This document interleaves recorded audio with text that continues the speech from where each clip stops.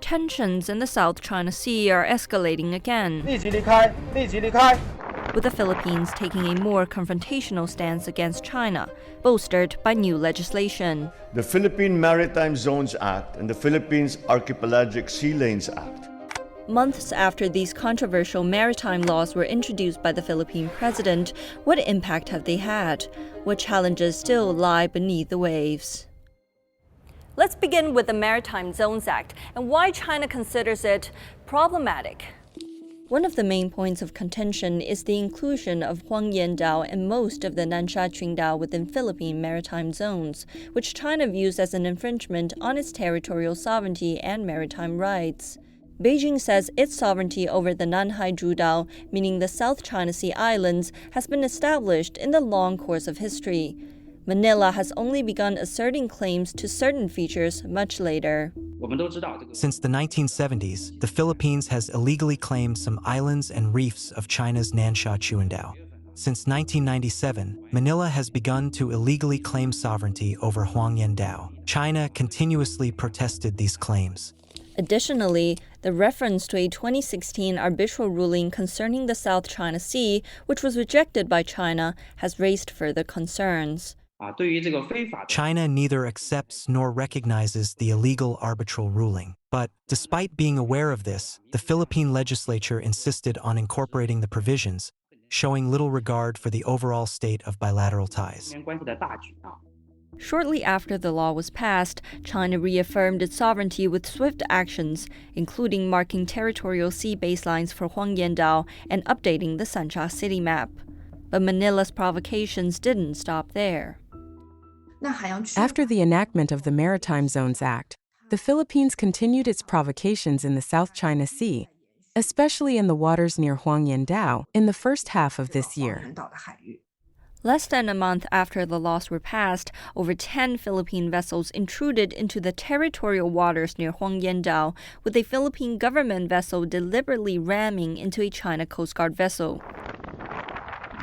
In April this year, Philippine Coast Guard vessels repeatedly harassed China Coast Guard ships patrolling waters near the island. 菲律宾4409船，这里是中国海警黄岩舰，你船未经允许进入中华人民共和国黄岩岛海域，违反中华人民共和国相关法律，请调整航向，立即驶离。 Meanwhile, Philippine aircraft hovered.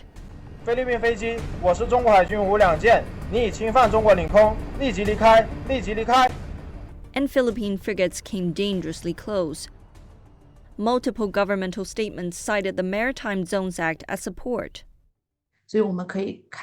By repeatedly sending military aircraft and vessels to intrude into the territorial sea or airspace of Huangyan Dao, the Philippines attempts to consolidate the illegal gains it obtained through this act. While the Maritime Zones Act fueled Manila's confrontations with China, its twin, the Archipelagic Sea Lanes Act, could have broader implications. This act designated just 3 sea lanes and air routes for foreign vessels and aircraft to navigate through the Philippine archipelagic waters. Experts argue that, according to international law, 3 is too few.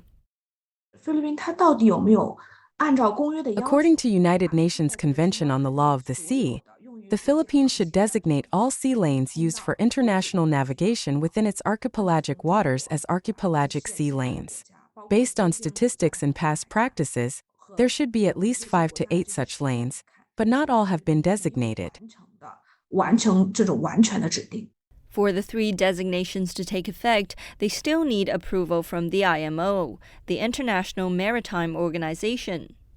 The Philippines has until November to submit the specific coordinates of its archipelagic sea lanes to the IMO. If these routes are approved, they could restrict the legitimate navigation rights of Chinese and regional countries' vessels traversing Philippine archipelagic waters. So who was responsible for these laws? One key figure was Senator Francis Tolentino, known for his hardline stance against China and numerous provocative statements. I call for the creation of a West Philippine Sea Command. I look forward to seeing the day when we will be expelling some Chinese diplomats. Tolentino failed to secure a seat in the Senate, effectively ending his ability to play the China card. Still, the repercussions of his loss continue, leaving a legacy that could further destabilize the South China Sea. Chen Yuan, CGTN, Beijing.